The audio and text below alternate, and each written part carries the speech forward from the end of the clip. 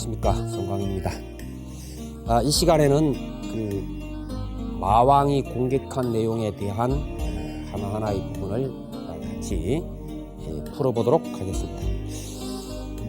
앞에서 그 마왕의 시험이라든지 공격을 이제 경전의 그 서술 내용을 따라서 우리가 살펴봤죠. 그 공격의 주체가 마왕 파순이었는데, 우선 마왕 파순의 실체부터 한번 점검을 해보도록 하겠습니다. 우선 마라고 하는 말은 인도말 그 마라의 음사, 음력이라 그러죠. 그래서 이게 이제 장애라든지 혹은 뭐 악기라든지 이런 뜻을 갖습니다. 이 마라는. 그래서 악인 이런 이제 의미를 갖는데, 이 마라의 우두머리는 파순으로 이렇게 설명이 되고 있죠. 파순도 역시 인도말을 옮겨놓은 겁니다. 이것은 이제 파피아스라고 하는 그 산스크리트를 옮겨놓는데, 파리오라면 파피만 뭐 이렇게 됩니다만은, 파피만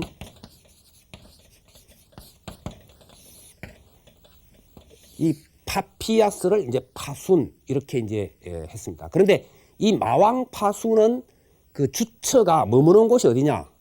앞 시간에도 제가 말씀드렸지만은 욕계 제6천 3개 가운데 이제 제일 아래가 욕망을 근본으로 한다 그랬죠. 욕망으로 구성된 세계 욕계.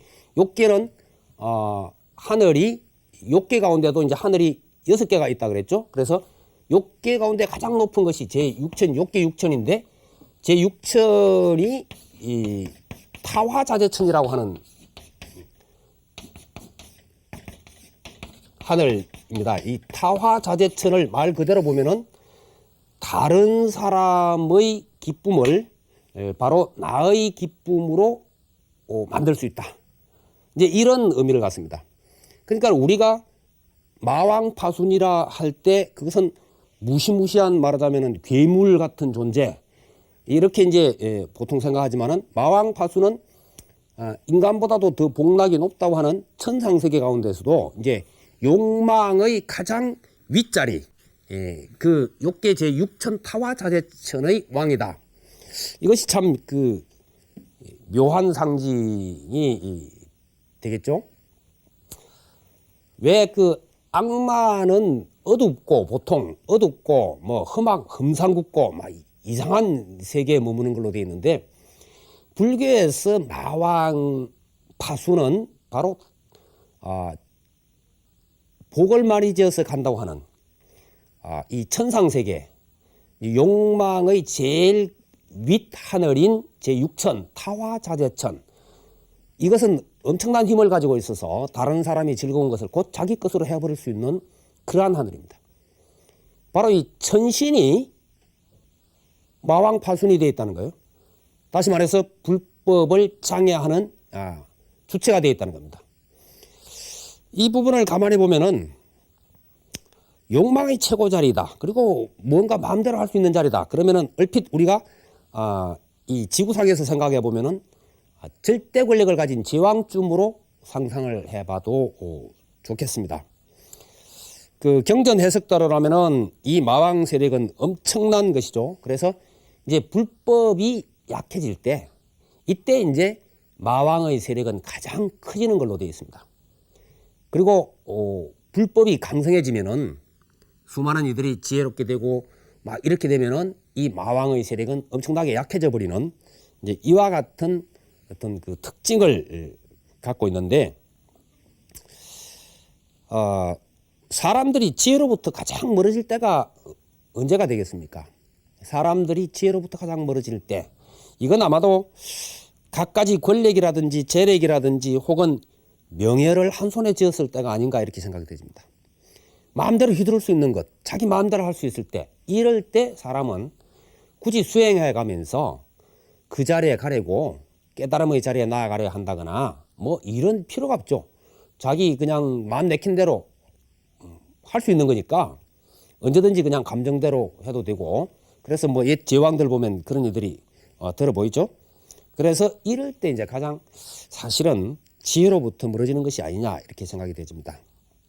뭐 마음만 먹으면 즐길 수 있는데, 그런 자리에 있는데 누가 과감하게 그것을 그 자리를 버리고 과연 수행을 할 수 있겠느냐 이렇게 생각이 됩니다. 그래서 바로 그 자리를 타화자재천으로 우리가 볼 수가 있는데, 그러나 문제는 이러한 막강한 권력, 재력, 명예 등 또 이 타화자재천의 복락도 결국은 끝날 때가 있다는 것이죠. 그것이 항구적인 것이 아니다.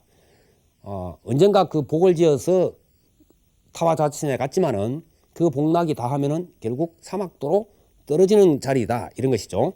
그래서 마왕파순이 궁전이라든지 자기의 권력이라든지 모든 것을 고타마 보살께 다 드리겠노라고 하지만은 보살께서는 이미 당신이 제왕의 자리를 팽개치고 나온 입장이라 결국 그런 것이 무상하다 하는 것을 알고 계셨기 때문에 그 가지고는 해결이 안 된다 이렇게 이제 실체를 파악하고 있었기 때문에 받을 리가 없었다 이렇게 볼 수가 있습니다.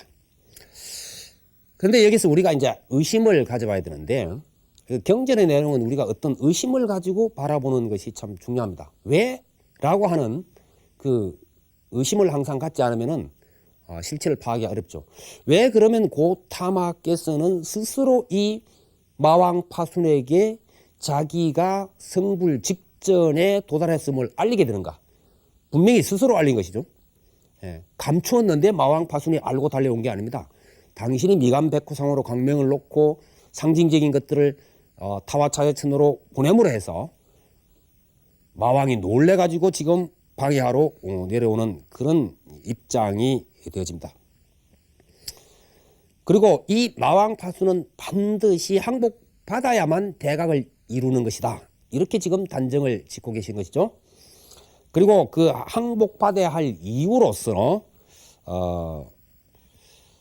그것을 항복받아야 대각이라 할 수 있기 때문이며, 당신께서 안욕따라 삼략삼보리를 증득했다는 것을 알 때 그 마왕과 마왕의 근속들도 마땅히 안욕따라 삼략삼보리의 마음을 낼 것이기 때문이다. 이렇게 지금 정의를 내리고 있습니다.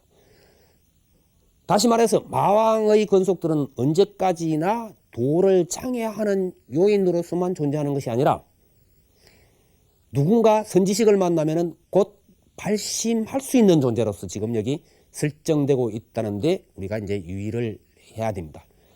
다시 말해서 여기서 권력이라든지 명예라든지 뭐 또 재력이라든지 이런 것들이 불교에서 무조건 다 필요 없다라고 단정적으로 부정해 버리는 것이 아니라 그런 것들을 어떻게 잘 활용하냐에 따라서 이 세상을 정토로도 만들 수가 있다는 이야기도 가능한 것이죠.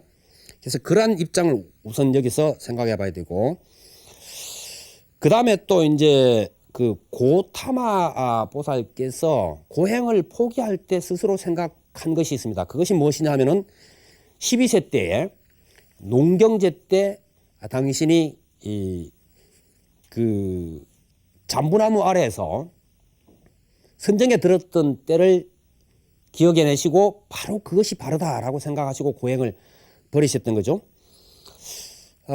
그렇다면은 이 선적의 경지, 선적 경지에 의한 깨달음의 길을 선택하셨다고 볼 수 있는 겁니다.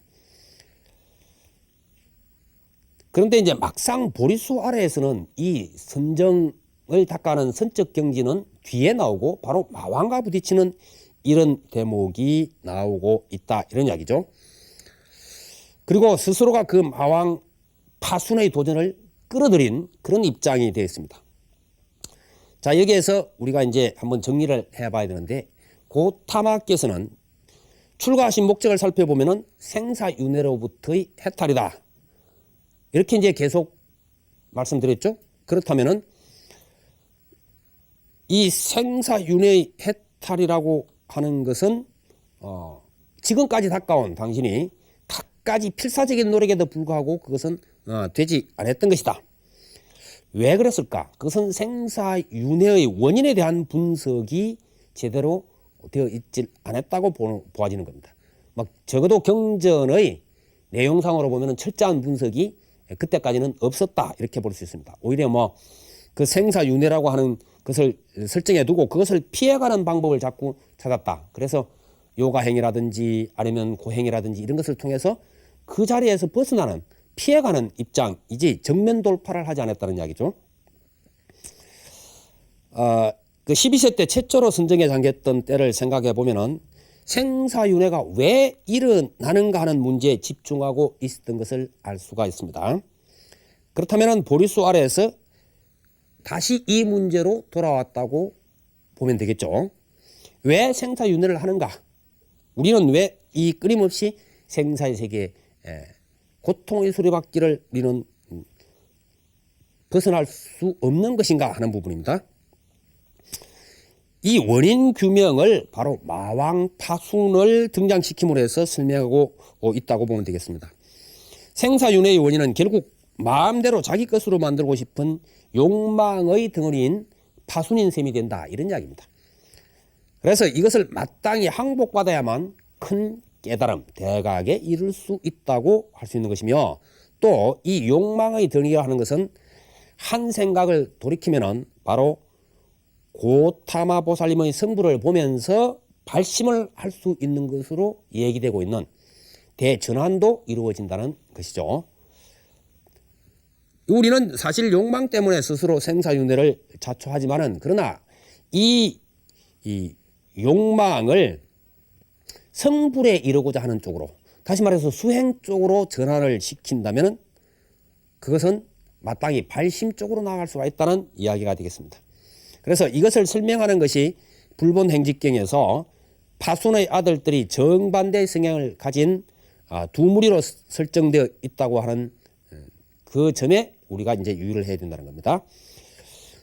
그러면 먼저 고타마의 편을 들면서 아버지 파순을 그 보살께 귀해야 된다. 어차피 부처님이 되실 분이니까 우리가 귀를 합시다 라고 권하는 아들들의 이름을 보면은 선각, 잘 깨닫는다. 선목, 또 훌륭한 지혜를 갖춘 눈이다. 묘명, 아주 아름다운 미묘한 소리를 낸다. 진리를 설한다. 이런 뜻 되겠죠. 그 다음에 덕신, 덕의 믿음, 법신, 진리의 몸, 복덕, 영락, 장엄, 복덕과 보배로 장엄한 그러한 것. 그 다음에 성리, 이익됨을 이룬다. 사자후, 부처님의 그 깨달은 후에 진리를 설파하는 걸 사자후 그러죠. 사자후라는 이름. 선사, 잘 바르게 생각한다. 는 등등의 이런 이름을 가지고 있습니다. 마왕파순의 아들들이 이름이 이렇습니다. 그러면 이 이름을 보면 우리가 발심하는 내용과 같은 것이고 우리가 도를 이루어가는 내용과 같은 것이다 이런 이야기죠. 결국 마왕파순의 아들은 능히 수행정진하여 정각을 이룰 수 있는 그러한 모습을 반을 가지고 있다는 이야기가 되겠습니다. 반대로 고타마를 공격하자고 하는 이름을 살펴보면 이렇습니다.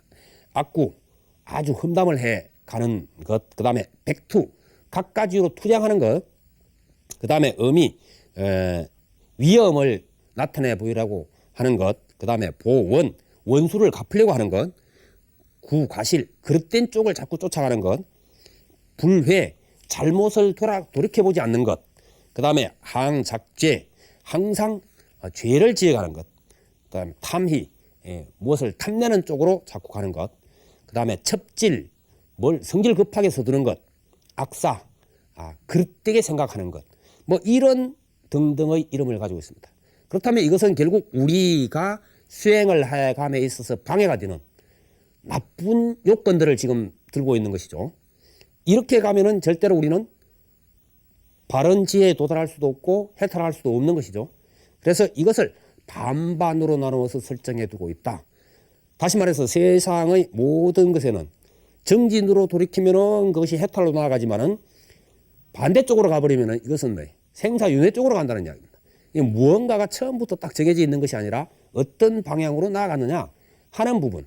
권력도 그렇고 명예도 그렇고 여러 가지 갖가지가 우리가 세상에서 만나는 모든 것들이 돌이키면 수행정진에서 해탈 열반의 세계로 잘못 가면은 이것은 더욱더 큰 고통과 되풀이되는 고통의 윤회 속으로 빠져들어간다는 내용을 지금 보이고 있습니다.